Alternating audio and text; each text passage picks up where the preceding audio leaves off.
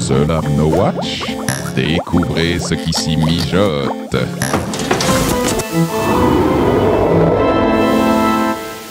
Ce podcast vous est présenté avec la participation de la boutique No Watch.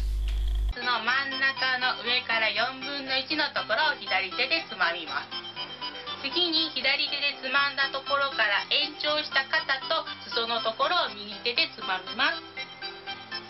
あとは払って袖のところから折り込むようにして畳めば、そうです、こんなに綺麗にできます。 T シャツ以外にもタンクトップを畳む場合には肩の部分をつまんで裾と合わせるときに一度ひねってから合わせるときれいに畳むことができます。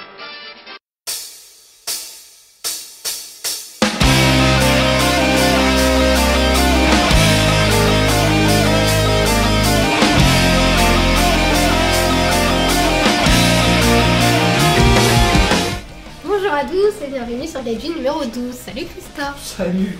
Ça va? Ça va. Ça va. Ah, tu le fais pas mal. De La quoi? présentation. Bah écoute, c'est la première fois alors, hein, faut Ouais, sois c'est- indulgent. Donc dans ce numéro, nous allons vous parler en actu de Daylight, un Oui, manga pardon. qui est sorti récemment chez Soleil. Mhm. Ensuite, je vais vous parler d'un shoujo, de Seed of Love, qui est sorti également à peu près à la même période. Mhm. En rubrique Zoom, Christophe va vous parler de la nature, il va vous parler de bonsaï. Oui, j'ai été me promener, tout ça. T'as été Par promené dans la nature. Ouais. Tout était petit, c'est bizarre, il y avait que des petits arbres. Mais c'était sympa, c'était très très bien. Tu t'es senti très grand tout à coup. Ouais, je- ouais, oui, ce qui m'arrive rarement en Oui, plus. Donc, vas-y. j'imagine.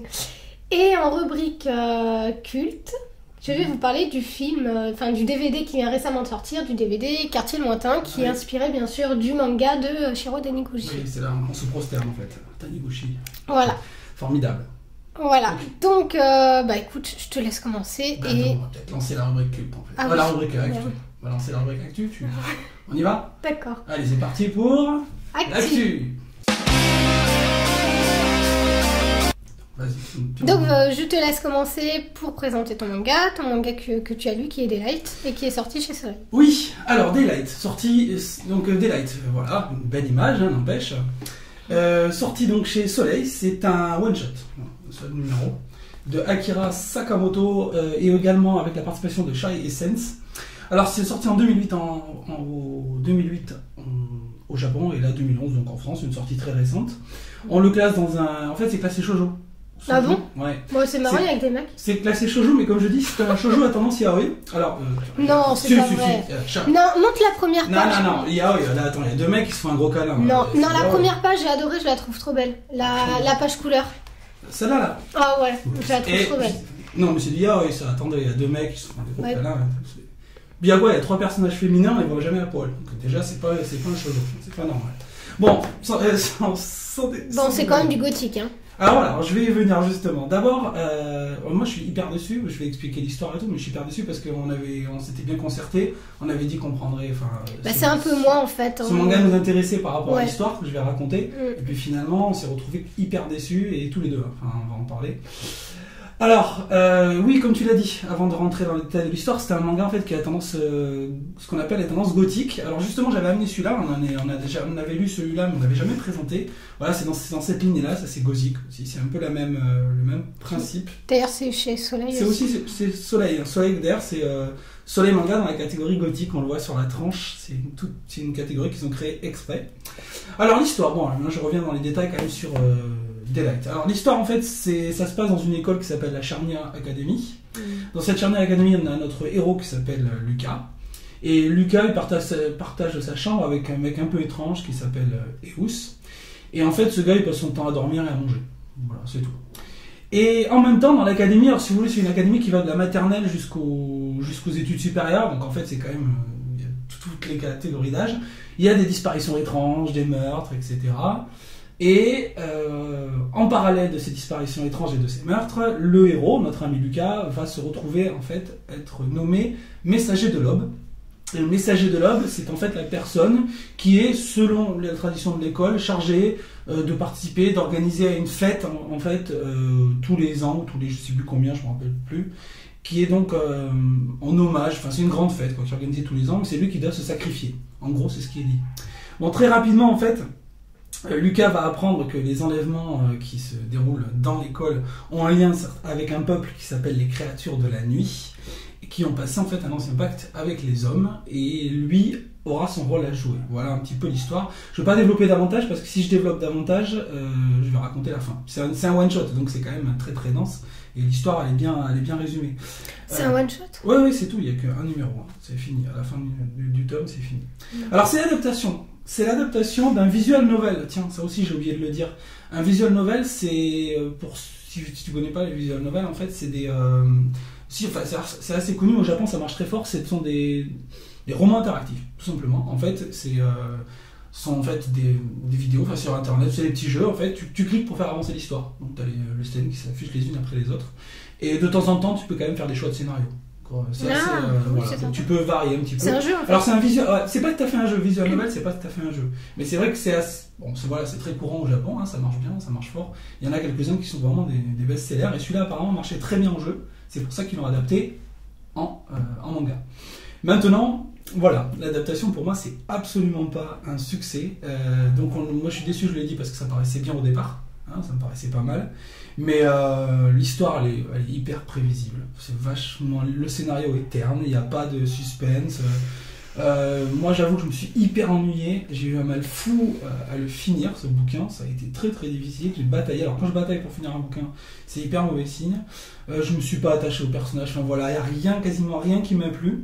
Alors je vais quand même dire que même si ça m'a pas plu, il y a peut-être quand même certaines personnes pour qui ça peut plaire.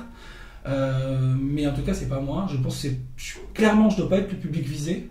Les livres gothiques et donc un peu tendance yaoi shoujo, je pense que c'est pas du tout ma catégorie c'est pas du tout ma catégorie. Je pense que ça va plaire peut-être à un public peut-être de filles plus jeunes, 14 ans, je sais pas, mais pas à moi.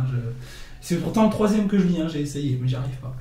Toi, qu'est-ce que t'en as pensé? Alors moi, oui, je suis un peu du même avis que toi. Pour moi, c'est une histoire très light, comme c'est écrit dans le titre. Ouais. Je pense pas que ce soit une histoire de shoujo ou de yaoi, parce que j'en ai clairement lu et non, ça veut rien dire, par exemple.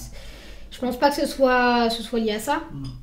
Je pense plus que ce soit lié au style gothique, que ça se prête plus au style gothique. Nous, on n'a jamais accroché à ce style-là. J'ai jamais trouvé un manga qui m'a réussi à accrocher à une histoire un peu gothique comme ça. Donc je pense que pour ma part, c'est dû à ça aussi. Maintenant, effectivement, l'histoire, elle est très très... Elle est fade. Hein. Elle est très très fade en fait. Il se passe pas grand-chose. C'est pas... Ça m'a pas passionné. Bah, non, ça nous a... Le dessin est pas mal, pourtant c'est pas une histoire de dessin non plus, parce que autant des mangas m'ont repoussé parce que justement le dessin ne me plaisait pas, autant là non, c'est vraiment le scénario. Ouais. Il manque quelque chose, il manque des rebondissements, il manque peut-être un peu plus de suspense, il manque de l'action. La mayonnaise prend pas. Voilà. C'est ça en fait, ça prend pas. Ouais. Donc voilà, on conseille quand même, oui, peut-être à une catégorie de personnes aux jeunes, parce que bon, toi tu dis que par rapport à ton âge, ça te... Ouais, peut-être ça me parle pas, moi. Ça te parle pas. Moi j'ai 24 ans, ça me parle pas non plus, donc je me demande à qui ça peut parler. Peut-être encore plus jeune. Aux plus jeunes, ouais, beaucoup plus jeunes. Bon, maintenant j'ai pas vu quand même du yaoi là-dedans, il y a vraiment pas d'histoire d'amour entre deux hommes. Première scène, non, mais... scène 1, et où sont quand tu arrives dans la pièce, tu m'éblouis. Deux garçons qui se disent ça. Lucas, tu m'éblouis. Non mais bon, bref. N'importe quoi. Bon, je rigole, c'est limite quand même, des fois. Bon, tu vas me parler du deuxième peut-être. Oui, un peu plus sympa. Ouais. Enfin, pour ceux qui aiment ce style de manga, toujours pareil. Donc moi, je vais vous présenter, comme d'habitude, je suis désolée, c'est parce qu'en fait, l'image est devant moi. Donc voilà. Moi, je vous présente Seed of Love, qui est sorti donc récemment chez Soleil. C'est un manga shoujo, bien évidemment, on le voit rien qu'à la couverture. Il est composé de 7 tomes, il a été écrit par Atsuko Namba. Alors Natsuko Namba, elle n'est pas vraiment connue, parce que c'est son premier manga, enfin un de ses premiers mangas en tout cas, qui a été traduit en français. Donc en fait c'est l'histoire d'une jeune fille, d'une ado, toujours pareil, qui n'est pas sûre d'elle, toujours pareil, qui se pose beaucoup de questions. Pourtant, elle a tout à envier parce que c'est une jeune fille qui a une bonne relation avec ses parents, qui a un frère avec qui elle s'entend super bien. Elle a de bons résultats scolaires, elle est jolie, elle fait même partie de la plus jolie fille de l'école. Et elle a un petit ami qui est un peu plus âgé qu'elle, et puis elle entreprend une relation assez sérieuse et stable avec cet homme. Donc bon, jusqu'à là, normalement, tout devrait bien se passer. Tout est parfait. Et malgré ça, elle ne trouve pas dans sa relation amoureuse la passion qu'elle peut lire dans les shoujo. Un peu la passion de Roméo et Juliette, tu vois, le coup de foudre en fait, elle ressent pas ça, donc elle se pose vraiment des questions sur sa relation avec son copain. Et un jour, ses parents vont lui annoncer qu'en fait, ils vont totalement changer de métier, ils vont ouvrir dans leur propre maison une pension de famille. Alors là, vu que c'est un enfant unique, vu que son frère vit aux États-Unis, elle va devoir laisser sa chambre, elle va devoir même partager une pièce avec des inconnus qu'elle connaît pas, bien évidemment, et elle va devoir vivre avec des gens qui viennent, qui partent, vraiment comme dans un hôtel. C'est une pension de famille. C'est vraiment une pension de famille. Donc elle va rencontrer des gens plus âgés ou des gens du même âge qu'elle, voire même qui sont dans son école. Dans son lycée, ouais. Donc voilà, en fait, c'est l'histoire de multiples personnages qui interagissent dans son histoire à elle. Elle va créer des affinités. Moi, j'ai bien aimé, c'est avec une fille qui est très critiquée dans son école parce qu'elle est la neuneu de service, c'est la blonde de service, en fait.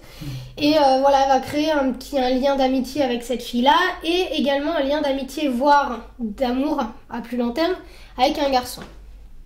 Donc voilà, c'est l'histoire de plusieurs personnages, elle va rencontrer plusieurs personnages et puis il va se passer beaucoup de choses autour de ces personnages secondaires, quoi, parce qu'on va pas les voir non plus, à part 2 ou 3 personnages qui vont rester dans l'histoire. Après, c'est des passages, quoi. Ouais, mais combien de temps en fait, tu m'as dit déjà 7. Et c'est fini?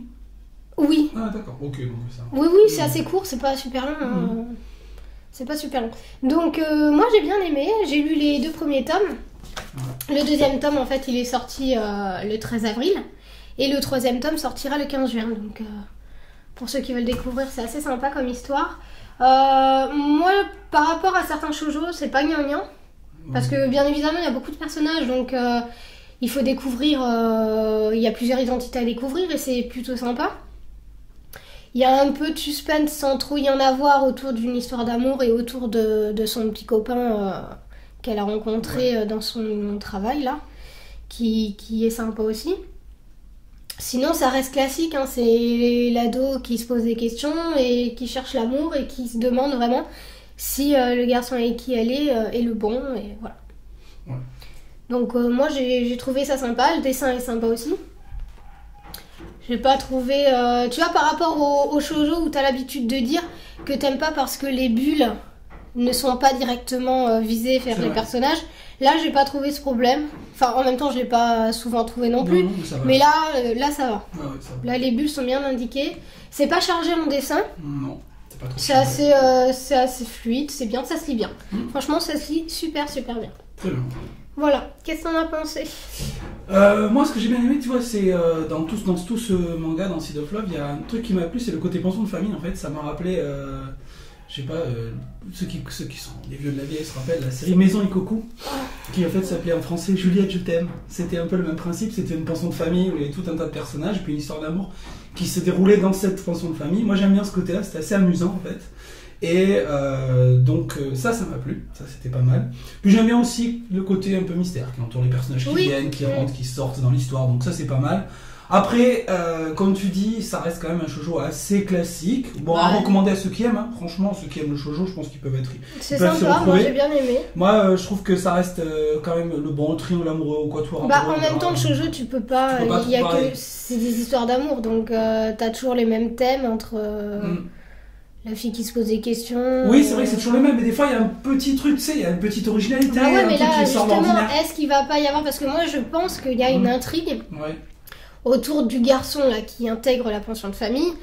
Je me demande s'il n'y a pas une petite intrigue qui se cache derrière lui, parce qu'on ne sait pas vraiment d'où il vient, pourquoi il est arrivé là, parce qu'en fait c'est un garçon du même âge qu'elle, qui arrive un peu comme un ado émancipé, qui sans famille, on ne sait pas trop ce qui lui est arrivé, quoi. Ouais, on sait pas. Donc je pense que voilà, c'est une piste auquel j'espère que l'auteur y a pensé et nous a concocté quelque chose de sympa autour de ça. C'est il ou elle, enfin, elle va creuser sur ça. Elle, oui. Elle va creuser sur l'auteur. Ça. Ouais, ok.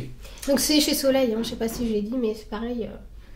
Voilà. Ouais, chez Soleil, très bien. Donc merci aux éditions Soleil pour nous avoir envoyé ces 3 mangas. Ok. Voilà.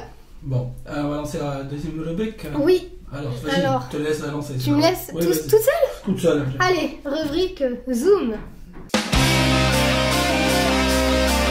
Bien, alors dans la rubrique Zoom, on a été à la rencontre du bonsaï. C'est aussi un art qui est hyper connu au Japon. Et on a été pour ça dans un magasin qui s'appelle le magasin Bonsaï Barber à Bordeaux.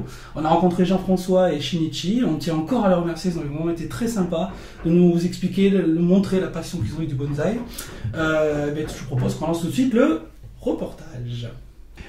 Bien, alors dans ce Zoom, aujourd'hui, on a dit qu'on allait parler de bonsaï. Alors nous sommes au magasin Bonsaï Barber, en fait, avec Jean-François et Shinichi, donc, qui gèrent ce magasin de bonsaï. On va les laisser, je vais leur poser plusieurs questions, et puis vous allez voir, on va apprendre plein de choses sur le bonsaï, c'est très sympa. Alors bonjour d'abord. Bonjour. Que signifie d'abord, qui peut nous répondre, enfin, je ne sais pas Jean-François, que signifie le mot bonsaï, donc, en français ? Bonsaï, ça veut dire arbre dans un pot, mais par extension, c'est souvent un arbre miniaturisé. Voilà. Mais ça peut être aussi une plante un petit peu miniaturisée. Et donc pas forcément un arbre, enfin tout ce qui est miniaturisé. Ça devrait être un arbre, mais... D'accord. Bien, deuxième question maintenant. Justement, alors j'ai lu beaucoup de choses, mais à quand remonte l'art du bonsaï ? Ça c'est difficile, il y a beaucoup de controverses à ce sujet, mais on pense que c'est arrivé, enfin on est à peu près sûr que c'est arrivé de Chine avec les moines bouddhistes qui ont amené le zen au Japon. Alors certains disent au 4e, d'autres au 7e, enfin il y a très très longtemps, 4e ou 7e siècle après Jésus-Christ. Voilà. Et donc c'était assez ancien, quoi. C'est vrai que c'est un art millénaire, quoi. Alors maintenant, des questions peut-être qui peuvent intéresser pas mal de monde. On va se demander, alors on lit aussi beaucoup de choses, quelle forme donner à son bonsaï ? Alors je vais poser plusieurs questions, vous allez pouvoir répondre à tout en même temps.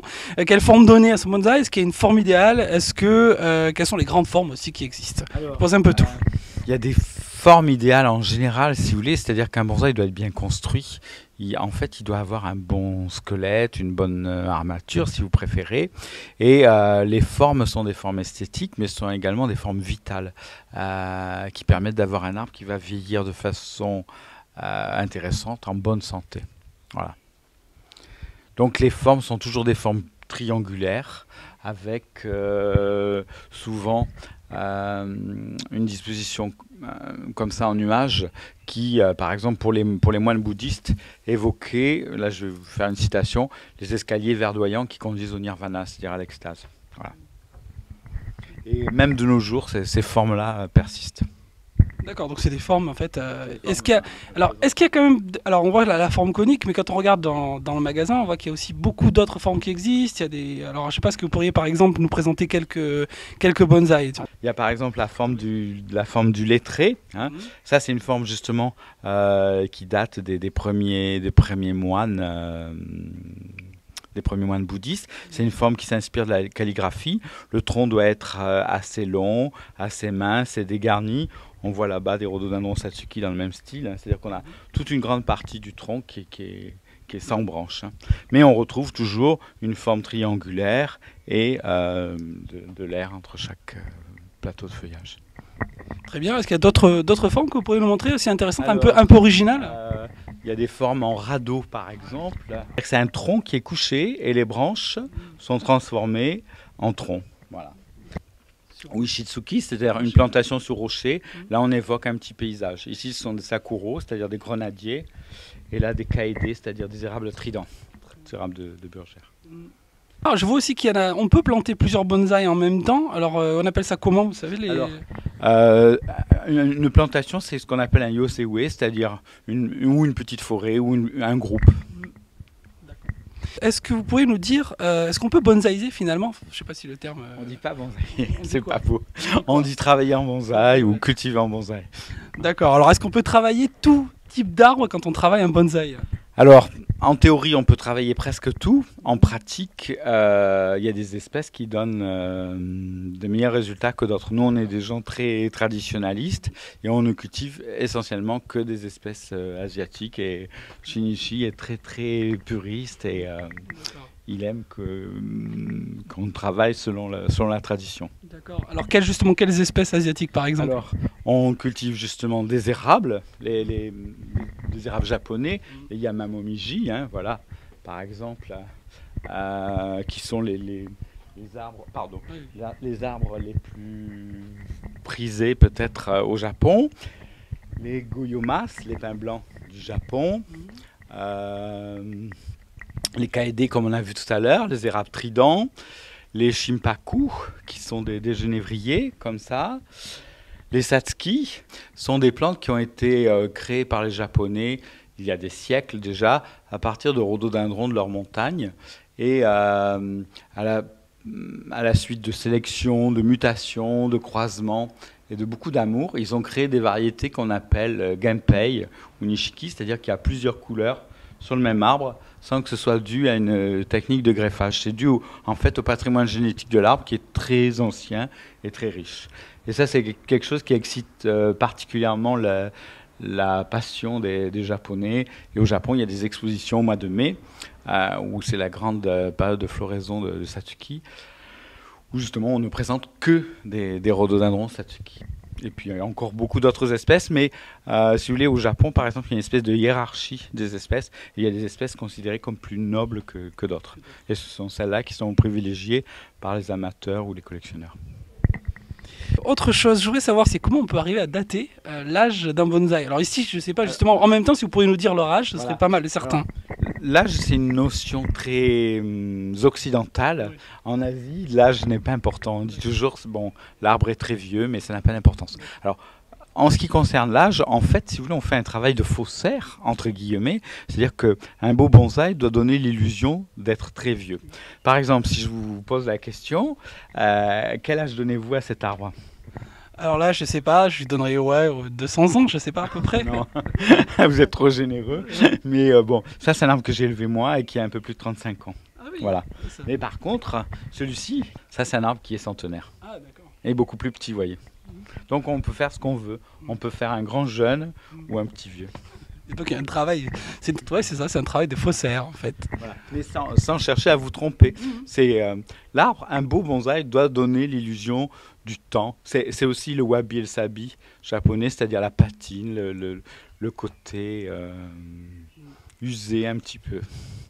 Oui, j'avais lu justement qu'en fait on doit donner l'illusion, vous me coupez si je me trompe, qu'en fait il faut pas qu'il y ait la trace du travail humain, enfin quand ça donne l'illusion que c'est encore naturel. Est-ce que c'est autre? Un bonsaï, c'est pas naturel, c'est l'évocation de la nature, mais c'est pas la reproduction de la nature. Alors certains peuvent chercher à avoir une reproduction de la nature, mais un beau bonsaï n'est pas naturel. C'est juste une évocation, donc comme c'est une évocation, ça peut aller beaucoup plus loin, quoi. Et c'est aussi une œuvre d'art, donc après chaque artiste peut décider de ce qu'il veut donner comme évocation de la nature, quoi. Alors vous-même, justement, satisfaction personnelle, vous en retirez quoi de la culture, de la pratique du bonsaï? C'est notre vie, donc oui, moi je suis au milieu des plantes et j'ai élevé des arbres toute ma vie, oui. C'est un plaisir de chaque instant et un bonsaï, c'est quelque chose de très passionnant parce que depuis les jeunes semis ou les jeunes boutures, on va élever l'arbre, le guider, le former pour essayer d'obtenir une espèce d'harmonie qui est un peu la réussite du travail, quoi. Bien, et alors aussi pour terminer, pour tous ceux qui nous regardent en fait, j'aimerais savoir si vous avez des conseils. Alors moi j'ai deux questions à vous poser, c'est pour quelqu'un qui débute, qui veut donc travailler un bonsaï. Alors une question d'abord pour savoir quelle est l'espèce peut-être à privilégier et à quel âge le prendre, parce qu'on voit il y a peut-être différents âges pour commencer. Il n'y a pas d'espèce à privilégier, il faut le choisir en fonction des conditions de vie qu'on va lui offrir. Donc ça c'est très important et quand on choisit un bonsaï, il faut s'adresser à un professionnel de qualité ça s'achète pas. Jardiland ? Non, je n'ai pas dit ça, mais ça ne s'achète pas au coin de la rue ou chez un pseudo-spécialiste, quoi. Il faut aller voir des gens sérieux qui savent de quoi ils parlent et qui connaissent leur métier, quoi. Oui, c'est pas un choix à prendre à la légère, quoi. Et donc, il n'y a pas forcément d'âge, pas vraiment d'espèce. Pas forcément d'âge ni d'espèce. Hein. Là, ça doit être une discussion avec justement la personne qui désire acquérir un bonsaï et la personne qui va lui permettre ça. Voilà. Et donc aussi, pour aller encore plus loin, est-ce que celui qui voudrait tenter la miniaturisation, enfin, s'il veut travailler un bonsaï tout seul, est-ce que techniquement, c'est un acte qui est assez difficile à réaliser ou pas spécialement avec des bons conseils, des bons livres ? C'est pas difficile, mais ça prend du temps, c'est tout. Pendant 5 ans, 10 ans, l'arbre va pas ressembler à grand-chose. C'est une petite pousse, un petit arbrisseau dans un pot, et il va commencer vraiment à ressembler à un bonsaï au bout d'une dizaine d'années, quoi. Donc ça veut dire que les premières années vont être très longues et parfois un peu décourageantes. Et puis c'est aussi un travail de chaque jour, parce que chaque jour, l'arbre va demander à ce qu'on s'occupe de lui, à l'arroser. 1 ou 2 fois par an, il faudra le tailler, le guider, le rempoter tous les 2 ou 3 ans, etc. Donc c'est un travail de longue haleine. C'est pas impossible, bien sûr, mais c'est un travail de longue haleine.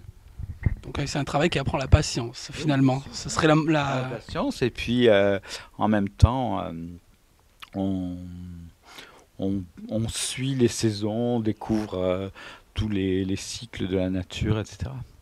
Bien, en tout cas, merci Jean-François, merci Shinichi, arigatou gozaimasu. Merci de nous avoir reçus dans ce magnifique magasin, donc Bonsaï Barbert, et puis on vous souhaite bonne continuité. Merci à vous. Voilà, le reportage donc sur ce bonsaï, génial, franchement, c'était très très beau, hein. Ça valait vraiment le coup, moi je me suis régalé. Il faut être patient pour faire ça, je pense. Enfin, en tout cas, c'est pas une de mes qualités, donc... Ouais, non mais toi, c'est pas la peine. Toi, t'as vu bonsaï un pied de 35 ans pour avoir un arbre comme ça, oh là là, mon Dieu. Ouais, 35 ans de patience, t'imagines ? Voire plus, parce qu'il y en a qui sont plus âgés, mais ouais. Non, mais c'est bien de faire ça, mais c'est très long. Hein. Ouais, franchement, moi j'admire. J'adore ce côté. Rien que pour la patience, moi. Rien que pour la patience. Ouais, mais aussi, le côté, c'est magnifique. Voilà. Les gens ont dû voir, les gens ont vu sur les images. Bon, avant de passer à la rubrique culte, c'est un petit peu le moment du message de notre sponsor. Le sponsor qui est la boutique No Watch. La boutique No Watch, donc je vous rappelle que c'est une boutique où vous pouvez trouver tout un tas d'articles, des t-shirts, des tasses, tout ce que vous voulez sur vos podcasts préférés de No Watch TV, No Watch FM, The Lab. Et donc justement récemment, il y a même des articles sur Gaijin TV. Donc si vous voulez acheter le dernier t-shirt pour vous la péter et que vous montrer que vous êtes fan de Gaijin TV, venez l'acheter. Vous pouvez aussi acheter d'autres accessoires sur d'autres podcasts, ils seront tous très contents. C'est de la très bonne qualité, donc vous ne le regretterez pas. Et je crois que Jérôme est en train de travailler sur une possibilité de déduction des impôts si vous faites un don sur la boutique No Watch. C'est possible ou pas ? Non, je pense c'est pas déductible des impôts. Ah non. On verra avec le chef de No Watch si c'est possible de déduire ça. Ouais. Ce serait bien d'ailleurs de nous envoyer des photos si vous achetez un t-shirt. Ah oui, ça pourrait être pas mal. Surtout pour les mettre sur le site. Non, pardon, donc tout le monde. Faut mettre sur le site ? Oui, oui, ça peut être sympa. Oui, c'est vrai que ça pourrait être sympa. Donc si vous achetez un t-shirt Gaijin TV, montrez-le. Montrez-le à vos copains. Bon, allez, on va passer à la dernière rubrique. C'est moi qui la lance ou c'est toi ? Allez, vas-y. Allez, je te lance tout de suite. C'est la rubrique culte. Alors, c'est à moi, rubrique culte. Quelque chose qui me tenait à cœur, encore une fois. J'ai eu du mal à l'avoir, mais je l'ai eu. Je vais vous présenter donc le DVD qui est sorti récemment de Quartier Lointain. Donc Quartier Lointain, c'est un film qui est tiré du livre Quartier Lointain de Jiro Taniguchi. Il est sorti au cinéma en novembre 2010, pour ceux qui l'ont vu, et en DVD, il est sorti le 4 mai, donc c'est très récent. Donc en fait, c'est réalisé par Sam Garbarsky, donc il n'a pas fait grand-chose, j'ai été voir sur internet. J'ai vu qu'il a fait beaucoup de courts-métrages, mais pas beaucoup de films. Donc c'est vraiment son premier film, son premier gros film. Et l'acteur principal, c'est Pascal Grégory. Par contre, lui, il est un peu plus connu parce qu'il a joué dans La Môme en 2006 et dans Rien de personnel en 2009. Voilà. Donc, en fait, c'est l'histoire de quoi, Quartier Lointain ? C'est l'histoire d'un homme qui a à peu près la quarantaine et qui n'a pas de but dans sa vie. Pourtant, il a une famille, un métier passionnant. il a une maison, enfin il a tout pour être heureux, mais au fond de lui, il lui manque quelque chose. Il est vraiment attristé, même sur son faciès, ça se voit, il est vraiment pas bien. Et un jour, il part comme ça pour un voyage professionnel par le train. Pareil, hein, on n'a pas l'impression que son métier le passionne, malgré que ce soit un métier très passionnant, vu qu'il est dessinateur de BD. Et donc, en fait, il prend le train pour aller à la BD d'Angoulême. Et au milieu du trajet, en fait, il s'aperçoit qu'il s'est trompé de train. En fait, je crois que c'est en revenant. Enfin, bon, non, en allant. Non, parce qu'il a fait déjà la BD. Enfin, oui, en revenant, oui, c'est exact. Bon, peu importe, de toute façon, il se trompe. Il se trompe de train et en fait, il s'aperçoit qu'il se dirige vers le village de son enfance.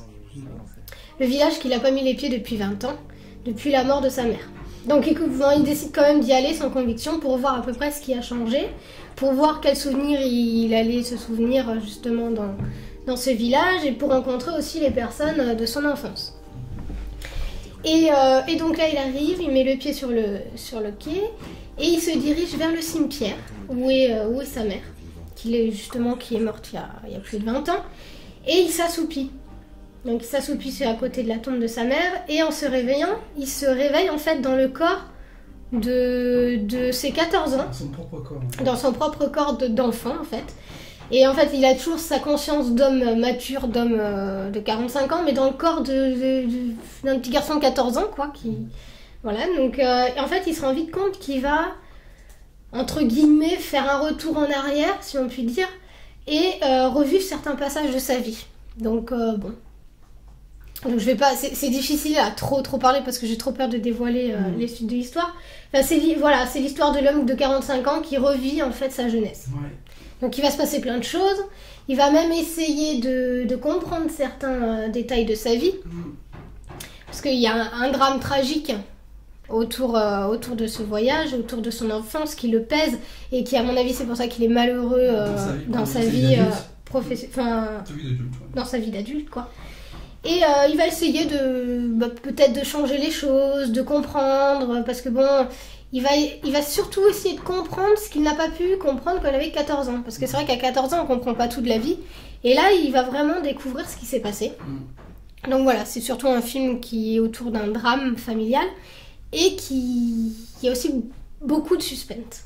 Ouais, donc moi, j'ai lu la BD en fait le même jour que j'ai vu le film. Donc ça m'a été vraiment utile parce que j'ai pu comparer les deux fraîchement. Et autant le livre, en fait, bon, comme tous les livres de Jiro Taniguchi, c'est merveilleux, c'est super bien raconté. Les personnages, on voit que les personnages vraiment dégagent des sentiments très forts. Autant le film, en fait, j'ai pas ressenti le même sentiment que dans le livre. Alors pour moi, j'ai trouvé ça extrêmement bizarre parce que je me dis, un livre, ça reste des pages, ça reste du dessin. C'est inanimé, donc avoir autant d'émotions en lisant ce livre, je me suis dit le film il peut être que génial. Et en réalité j'ai eu moins d'émotions avec quelque chose d'animé, avec des personnages, avec vraiment une histoire animée dans un film quoi. Et j'ai vraiment trouvé ce côté un peu bizarre. Je me dis comment se fait-il que je sois moins touchée par quelque chose d'inanimé plutôt que quelque chose d'animé. Donc du coup, j'ai réfléchi, je me suis dit, bon, est-ce que les acteurs sont bien choisis? Parce que sincèrement, on a de merveilleux acteurs français, pas beaucoup, mais on en a quand même, qui ont la faculté de dégager des émotions très fortes. Hein? C'est pas donné à tous les acteurs hein, de pouvoir rendre une émotion très forte au public. Et je pense que l'acteur là, principal, c'est ce qui m'a manqué. Il est resté très, très terne, très fade face à un sujet aussi dramatique, tu vois. Mais alors, mais à sa décharge, ce que tu as vu dans l'interview du réalisateur, ce qu'il explique, Garbowski, c'est qu'il leur a demandé cette retenue. Alors après, moi je suis d'accord avec toi, moi ça me gêne. Moi ça me gêne parce que c'est pas... Je veux bien qu'on ait de la retenue dans le film, mais je trouve pas ça pertinent. Vas-y, je te laisse terminer, si tu as autre chose à rajouter. Oui, ensuite au niveau, il y a quelque chose qu'on ne peut pas reprocher et que je reproche souvent aux films tirés de livres, c'est au niveau du scénario, il est très bien respecté quoi. C'est exactement la même histoire, voire même au détail près, chose qui me gêne aussi un peu parce que de là à prendre carrément le petit détail, tu vois, comme... tout respecter quand même. Oh, il y a des petits détails de rien du tout qui sont respectés. Moi, je trouve justement qu'il a pris des libertés, je suis pas tout à fait d'accord. Il a pris vachement des libertés. Je te parle au niveau des détails. Il y a des détails qu'il a gardés, qui pour moi n'étaient pas utiles, alors que pour moi, l'histoire de la grand-mère qui a été modifiée, et qui, à mon sens, a changé énormément de choses, parce que la grand-mère a un rôle quand même très important dans l'histoire, il n'a pas respecté. Dans ce sens-là, je suis d'accord, oui. Moi, ça m'a gêné. Après, l'histoire de prendre une cuite au bar, est-ce que c'était vraiment utile? Tu vois, moi, j'aurais privilégié le côté, l'histoire de la grand-mère, à certains petits détails qui me paraissent futiles, d'un côté. Ouais, okay. Donc bon, sinon, en règle générale, le scénario est bien suivi. La musique, ça a été composé par R, donc c'est joli aussi. Mais par contre, voilà, en conclusion, je dirais que j'ai trouvé assez mou le film par rapport au livre. C'est mou. Alors qu'à la base, quand j'ai lu les 2 tomes, c'est quelque chose qui... On a envie de connaître la suite. Ouais. Bon, là, je connaissais déjà la fin, mais j'ai trouvé quand même mou. Voilà. Ouais. Alors moi, des reproches, j'en ai aussi, peut-être un peu moins. T'as fini ou Oui, j'ai fini. Non, moi je trouve qu'il y a. Bon, pour moi, je trouve que déjà la transposition en France, tu l'as pas vu, mais c'est vrai que c'est pas évident. Transposer une histoire qui se passe au Japon à la transposer en France, c'est pas évident. Je trouve que ça encore, c'est pas mal réussi. Je reste quand même beaucoup plus fan de la bande dessinée, enfin de l'œuvre de Jiro Taniguchi que de ce film, même si je trouve qu'il a respecté l'univers poétique, onirique et assez poignant de Taniguchi. Il y a quand même, on retrouve quand même le plaisir de se dire que qu'est-ce qu'on ferait nous si on avait à 40 et quelques années la possibilité de revenir sur nos 14 ans et de se dire qu'est-ce qu'on ferait, qu'est-ce qu'on essaierait de changer, quoi. Et que ça permet aussi peut-être de mieux comprendre le monde des adultes, puisqu'on est soi-même adulte en réalité. Donc ça, je trouve qu'il a bien respecté. Tiens, une petite anecdote sur la musique de R. Il disait que la musique de R, elle est magnifique. Enfin, moi, j'adore. Par rapport à l'interview, tu veux dire? Ouais, par rapport à... Il disait que Taniguchi disait qu'il écoutait R pendant qu'il écrivait Taniguchi, en fait, pendant qu'il écrivait Quartier Lointain, et le réalisateur, ils ne se sont pas consultés, il a choisi R pour faire la musique. Donc c'est assez original que finalement ce groupe ressorte 2 fois. Par contre, moi, le truc là où je suis hyper déçu, bon, il y a des trucs que tu as dit qui sont vrais, je sais plus sur... tu m'as donné plusieurs éléments qui sont pour moi aussi décevants. Moi, il y a quelque chose que j'aime vraiment pas, c'est qu'il n'y a pas de fin, et moi j'aime bien avoir une fin. Oui, mais ça, tu vois, le réalisateur l'a expliqué. Oui, il l'explique, mais moi j'aime bien avoir une fin, et je trouve que c'est dommage parce que la chute est tellement, sans raconter la fin, la chute est tellement belle dans le bouquin que je trouve ça dommage de pas mettre une fin. Voilà. Mais en même temps, tu vois, c'est normal qu'il n'ait pas donné de fin, parce que quand tu vois la fin, tu vois qui la donne dans le livre. Qui donne la chute. Tu vois qui est à l'origine de la chute. Oui, la même tu vois. Et celui qui est à l'origine de la chute dans le livre apparaît très peu dans le film. Ouais, c'est vrai. Enfin, après, c'est un choix. Donc, voilà. Bon. C'est vrai que, la chute, à la limite, est-ce que j'ai été déçue qu'il n'y ait pas de chute ou qu'il n'y ait pas la même fin? Je dirais non. C'est navrant ce que je vais dire, je dirais non, tout simplement parce que, en fait... tout au long du film, j'ai été déçue. Donc en réalité, j'ai été déçue. Je vais pas dire que c'est un AV, c'est pas vrai. Mais j'ai pas eu le même sentiment qu'en lisant le livre. Donc pour moi, la chute, ça m'a pas gênée. Ça t'a pas gêné. Ça m'a pas gêné parce que j'ai pas ressenti la même chose. Et puis parce que ça permet aussi au réalisateur de faire sa propre sauce. Et puis voilà. Moi, là où j'ai vraiment été déçue, c'est le choix des acteurs. Sincèrement, je vais citer un acteur que toi, tu trouves pas particulièrement touchant. Moi, à chaque fois que je regarde un film, d'ailleurs, c'est pas pour rien que généralement ces films ont été promus au Festival de Cannes, c'est Gérard Jugnot, qui pour moi est un acteur français qui a la possibilité et qui a la faculté de faire ressentir des émotions très fortes au public. Et sincèrement, je l'aurais vu à la place de cet acteur. Ouais, peut-être plus. C'est vrai que le Jugnot de... Non, je sais. Pas le Jugnot de Pinot Simple Flic ou des bronzés. Non, t'as raison. Le Jugnot de... Comment il s'appelle? Des choristes. Le Jugnot des choristes, on est bien d'accord. Parce que le Jugnot des bronzés, il est... Tous les films qu'il a fait, d'ailleurs... Non, mais tu as raison, parce que je trouve que c'est un très bon acteur. C'est un très Là, je bon rigole, acteur. mais je suis vraiment d'accord avec toi. J'aurais été sûre qu'il allait sortir je te taquine, mais je suis complètement d'accord. Junior, en fait, c'est très très bon. Non, c'est vrai. Voilà, moi, j'aurais préféré voir... En plus, la plupart des films dramatiques qu'il a joués, c'est des films historiques où ça se passe dans les années 40. Là, je pense qu'il aurait très bien eu sa place. il aurait eu sa place et je pense que ça aurait vraiment changé les choses. Bon, ben demain on reçoit une lettre de Sam Garbarski qui va se plaindre de notre critique, qui va dire vous avez rien compris. Non, mais donc. Non, mais quitte à prendre un acteur français, autant prendre le meilleur pour un rôle dramatique comme ça, quoi. Alors, bon, c'est peut-être pas le meilleur, mais bon, pour moi, c'est un acteur qui a vraiment du mérite. Voilà. Ok. Bon, on a conclu. On a conclu, très bien. Merci quand même à Wildside Video de nous avoir envoyé le DVD. Oui, et puis on le recommande quand même, il faut le regarder. Oui, il faut le regarder quand même. Ceux qui aiment Taniguchi peuvent le regarder. Il faut surtout lire l'histoire.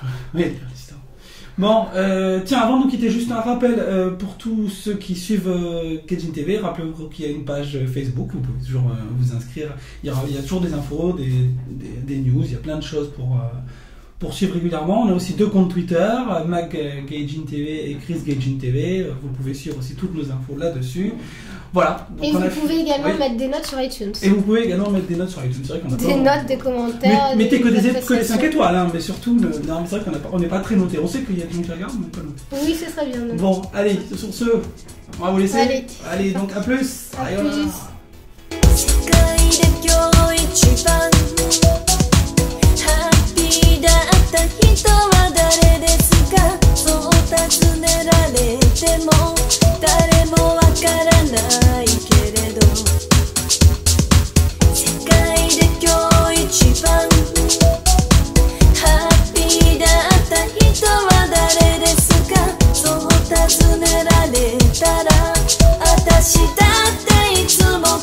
Là, vous êtes bien dans l'image, vous voyez pas? Non, je vois pas du tout. Je sais pas si on est bien. Vas-y, je reste à ma place, tu me dis.